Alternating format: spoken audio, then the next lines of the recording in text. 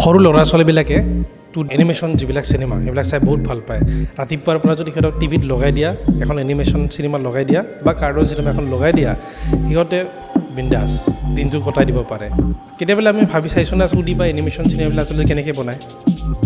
চ' আজিৰ এই ভিডিঅ'টো আমি আলোচনা কৰিম আচলতে 2D বা এনিমেশ্যন এইবিলাক 2D বা এনিমেশ্যন যে কৈ আছোঁ আচলতে 2Dৰ বিষয়ে যিহেতু মই ক'ম সেইকাৰণে মই 2D বুলি কৈছোঁ। 2D আৰু 3Dৰ পাৰ্থক্যটো মই বুজাই দিম আচলতে 2D চিনেমা কোনবিলাক হয় বা 3D চিনেমা কোনবিলাক হয়। চ' আজিৰ ভিডিঅ'টোত আমি সম্পূৰ্ণ আলোচনা কৰিম যে এখন কাৰ্টুন চিনেমা কেনেকৈ বনায়। যদি আপোনালোকে চেনেলটোত নতুন হয় তেতিয়াহ'লে ছাবস্ক্ৰাইব কৰি দিবলৈ নাপাহৰিব আৰু ভাবে যিবিলাকক এই চেনেলটোৰ প্ৰয়োজন সিহঁতক শ্বেয়াৰ কৰি দিয়ক। এনিমেশ্যন হৈছে এটা মোশ্যন। আমি কিছুমান পিকচাৰ ড্ৰ' কৰোঁ, ছবি কিছুমান আঁকি লওঁ আৰু যিটো কেৰেক্টাৰ, যিটো ষ্টৰী, যিটো কনচেপ্ট মতে আমি ইয়াক এটা ছফ্টৱেৰৰ জৰিয়তে আমি তাক প্লে কৰোঁ, এটা মোশ্যন দিওঁ আৰু সেই মোশ্যনটো এটা ভিডিঅ' হিচাপত আমাৰ সন্মুখত আহে। আমি কিছুমান কাৰ্টুন বুলিও তাক কাৰ্টুন এনিমেশ্যন বুলি কওঁ। এতিয়া 2D এনিমেশ্যনটো বুজিবৰ কাৰণে মই প্ৰথমে মোৰ ছবি বহীখন লৈছোঁ।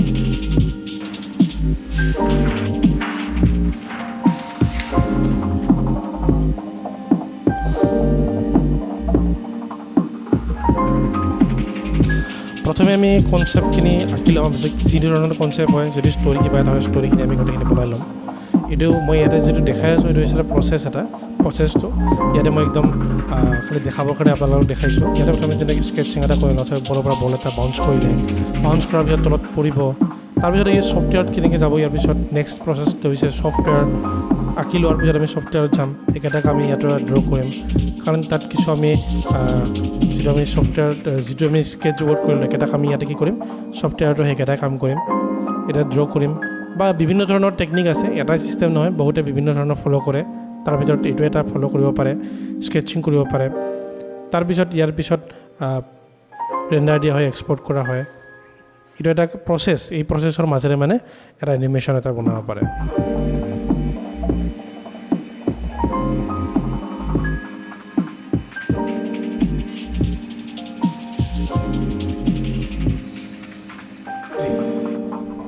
এতিয়া আহিলোঁ আমি 2D আৰু 3D কথালৈ। আমি কিছুমান এনিমেশ্যন চাওঁ, আমি কাৰ্টুন চিনেমা চাওঁ য'ত 2D আৰু 3D বুলি কওঁ। এতিয়া 2D বুলি ক'লে সাধাৰণতে হয় 2 ডাইমেনশ্যন আৰু 3D বুলি ক'লে হৈছে 3rd ডাইমেনশ্যন। এতিয়া 2 ডাইমেনশ্যননো কি হয়, আমি যদি ইয়াতে কম্পিউটাৰ স্ক্ৰীণত চাওঁ, এইটো আমি এনিমেশ্যন এটা দেখা পাই আছোঁ ইয়াতে, এইটো হৈছে 2D আৰু 3D। এইটো কেনেকৈ কৈছোঁ কাৰণ এইটো এক্স আৰু এইটো হৈছে ৱাই, কিন্তু ইয়াৰ জেড এক্সিছটো নাই, যাৰ কাৰণে ইয়াৰ ডেপথটো কম হৈ আছে আৰু সেইকাৰণে ইয়াৰ ছফ্টৱেৰ যিবিলাক কাম কৰে সেইটো ছফ্টৱেৰটোও বেলেগ হয়। আৰু যিটো 3rd ডাইমেনশ্যনত কি দেখা পাইছোঁ আমি এক্স ৱাই আৰু জেড, এই তিনিটা এক্সিছে, তিনিটা ডাইমেনশ্যনে আচলতে ইয়াতে আছে, যাৰ কাৰণে ইয়াৰ ডেপথটো পোৱা যায়। তো যিবিলাক এনেকৈ বনোৱা হয় এনিমেশ্যনবিলাক 3D ডাইমেনশ্যনত তো এনেকুৱা হয়, আৰু যিবিলাক ফ্লেট হয়, আমি যিবিলাক টম এণ্ড জেৰী চাওঁ, ডৰিমন চাওঁ, এতিয়া অৱশ্যে কিছুমান 3Dও আহিছে, তাৰ ভিতৰত কিন্তু সিহঁতৰ 2D বিলাক বহুত পপুলাৰ হয়। তাৰ ভিতৰত চাওঁ ইয়াতে যে আমি দেখাই দিওঁ আলাদিনৰ, এইটো 2D বুলি কৈছোঁ আমি, এইটো এটা 2D কাৰণ ইয়াৰ একেটাই বস্তু, এইটো হৈছে 3D, এইটো হৈছে 2D, এইটো হৈছে 3D। চ' এনেকুৱা যিবিলাক কাম য'ত আমি 2 ডাইমেনশ্যনত কৰোঁ সেইবিলাক হ'ব 2D আৰু যিটো 3rd ডাইমেনশ্যনত কৰোঁ সেইবিলাক হ'ব 3D। তাৰে ভিতৰত ইয়াতে আছে 3D আৰু 2D এতিয়া দেখাই দিছোঁ। ইয়াত গ্ৰাফিক্স ৰিলেটেডো হয়, গ্ৰাফিক্স কিছুমান দেখা পাওঁ যিবিলাক 2D ফ্লেট হয়, তাৰ ডিজাইনবিলাক মেক্সিমাম। তাৰপিছত এইটো যিটো আছে এইটো 3D হয়, এইটো ইয়াৰ যিটো ডিজাইন হ'ব এই ডিজাইনটো হ'ব কি অন ফ্লেট নহয়, অকণমান ডেপথ থাকিব। আৰু তাৰ ভিতৰত ইয়াতে চাইছোঁ। চ' আজি আমি গম পালোঁ যে এনিমেশ্যনৰ প্ৰচেছটো কি হয়। প্ৰথমতে আমি এনিমেশ্যন এটা বনাবৰ কাৰণে তাৰ কনচেপ্টটো ক্লিয়াৰ হ'ব লাগিব, আমি কি বনাম, কেনেকুৱা ষ্টৰী বনাম। তাৰপিছত ষ্টৰী বৰ্ড আহিব।